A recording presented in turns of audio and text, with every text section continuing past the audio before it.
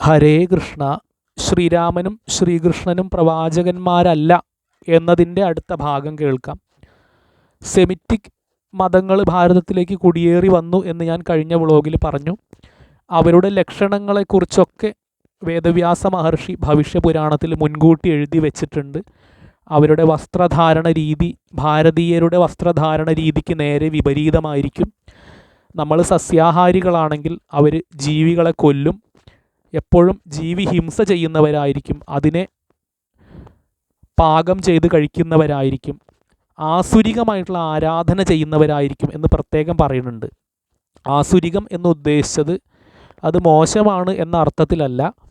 അതായത് ഭാരതത്തിലെ ഹൈന്ദവ സനാതന ധർമ്മത്തിലെ ഈശ്വര ആരാധനയ്ക്ക് നേരെ വിപരീതമായിരിക്കും അവരുടെയൊക്കെ ആരാധനാ രീതികൾ. നമ്മൾ ദേവഭാവത്തിൽ, അവർ അസുരഭാവത്തിൽ.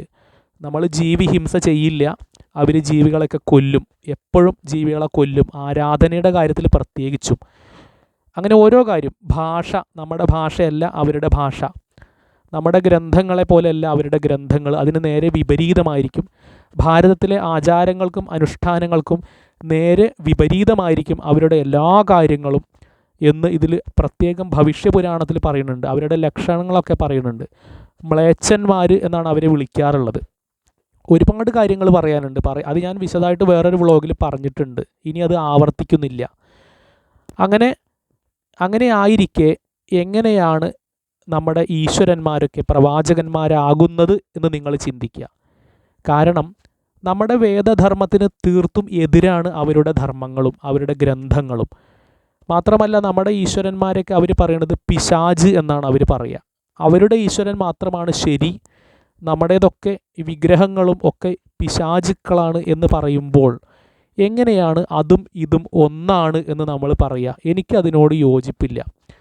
പിന്നെ അതുമാത്രമല്ല, മതസൗഹാർദ്ദം എന്ന വാക്ക് തന്നെ തെറ്റാണ്. കാരണം മതങ്ങൾ തമ്മിൽ ഒരിക്കലും സൗഹാർദ്ദം കഴിയില്ല. എന്താണെന്ന് വെച്ചാൽ ഓരോ മതത്തിൻ്റെയും ആശയങ്ങൾ ഒരുപാട് വ്യത്യാസമുണ്ട്, ആരാധനാ രീതികൾ ഒരുപാട് വ്യത്യാസമുണ്ട്, ലക്ഷ്യങ്ങളും മാർഗങ്ങളും ഒരുപാട് വ്യത്യാസമുണ്ട്. അതുകൊണ്ട് മതസൗഹാർദ്ദം എന്ന വാക്ക് തെറ്റാണ്. മനുഷ്യ സൗഹാർദ്ദം എന്ന വാക്ക് ശരിയാണ്. മനുഷ്യൻ മനുഷ്യനെ സഹായിക്കണം, അത് ഏത് മതത്തിലുള്ളവരാണെങ്കിലും പരസ്പരം സഹായിക്കണം. എന്നാൽ മതങ്ങൾ തമ്മിൽ സൗഹാർദ്ദം ഒരിക്കലും ഉണ്ടാവില്ല. കാരണം സെമിറ്റിക് മതങ്ങളുടെ ലക്ഷ്യം സ്വർഗമാണ്, ഭാരതീയൻ്റെ ലക്ഷ്യം മോക്ഷമാണ്. ജീവി ഹിംസ ചെയ്യാതെയുള്ള ആരാധന നമ്മൾ ചെയ്യണോ, അവർ ജീവി ഹിംസ ചെയ്തിട്ടുള്ള ആരാധന ചെയ്യണോ? ഞാൻ പറഞ്ഞു, ആസുരികമായ രീതിയിലാണ് അവരുടെയൊക്കെ കാര്യങ്ങൾ.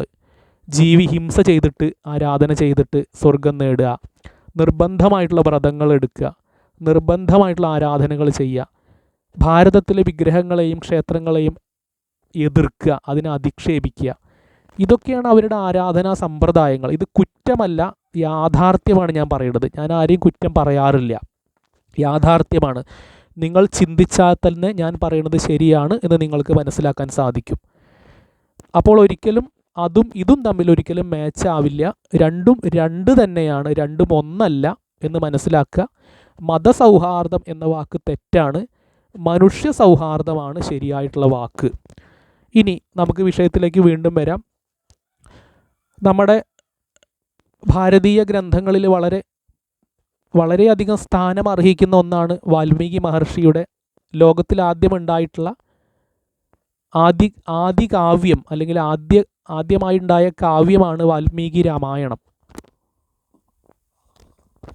ഈ വാൽമീകി രാമായണത്തിൽ നിരവധി സ്ഥലങ്ങളിൽ ശ്രീരാമചന്ദ്രൻ പ്രവാചകനല്ല, മനുഷ്യനല്ല, ഈശ്വരൻ തന്നെയാണ്, ഈശ്വരൻ്റെ മനുഷ്യ അവതാരമാണ്, ഭഗവാൻ അവതരിച്ചതാണ് എന്ന് പല പല സ്ഥലങ്ങളിൽ പറയുന്നുണ്ട്.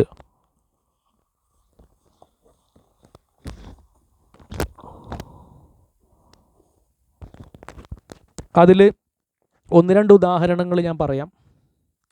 വാൽമീകി രാമായണത്തിൽ പല സ്ഥലങ്ങളിലായിട്ട് പറയുന്നുണ്ട്, രാമനാകുന്നതു സാക്ഷാൽ മഹാവിഷ്ണു, താമരസാക്ഷനാം ആദിനാരായണൻ, ആദിയിലുണ്ടായവൻ, ലക്ഷ്മണനായത് അനന്തനാണ്, ഭഗവാന്റെ പള്ളിമെത്തയാകുന്ന അനന്ത സർപ്പമാണ്, ജനകജ അതായത് സീതാദേവി എന്ന് പറയുന്നത് സാക്ഷാൽ ലോകമായ ആയിട്ടുള്ള യോഗമായ അല്ലെങ്കിൽ ലോകമായ ആയിട്ടുള്ള ലക്ഷ്മി ഭഗവതിയാണ് എന്ന് രാമായണത്തിൽ ഉറപ്പിച്ച് പറഞ്ഞുകൊണ്ടാണ് രാമ സീതാതത്വം എന്ന് പറയുന്ന അധ്യായം തുടങ്ങുന്നത്. പിന്നീട് പല പല പല സ്ഥലങ്ങളിൽ ഇത് ആവർത്തിക്കുന്നുണ്ട്, പല പല തരത്തിലാണ്. ഒന്നുകൂടെ പറയാം. ആദ്യൻ അജൻ, പരമാത്മാ പരാപരൻ, വേദ്യനല്ലാതെ വേദാന്ത വേദ്യൻ പരൻ, നാരായണൻ പുരുഷോത്തമൻ അവ്യയൻ, കാരണമാനുഷൻ രാമൻ മനോഹരൻ. അങ്ങനെ പല പല സ്ഥലങ്ങളിലാണ് പറയണത്. അതായത് ആദ്യമുണ്ടായവൻ, ആദിപുരുഷൻ. ആദിപുരുഷൻ എന്ന് പറഞ്ഞാൽ ആദ്യത്തെ മനുഷ്യൻ എന്നല്ല, ഭഗവാൻ സാക്ഷാൽ രൂപമില്ലാത്ത പരബ്രഹ്മം ധർമ്മം പുനഃസ്ഥാപിക്കാൻ വേണ്ടിയിട്ട് രൂപത്തോടുകൂടി അവതരിച്ചു എന്ന് പറയുന്നുണ്ട്. തുടർന്നുള്ള ഭാഗം അടുത്ത വീഡിയോയിൽ പറയാം.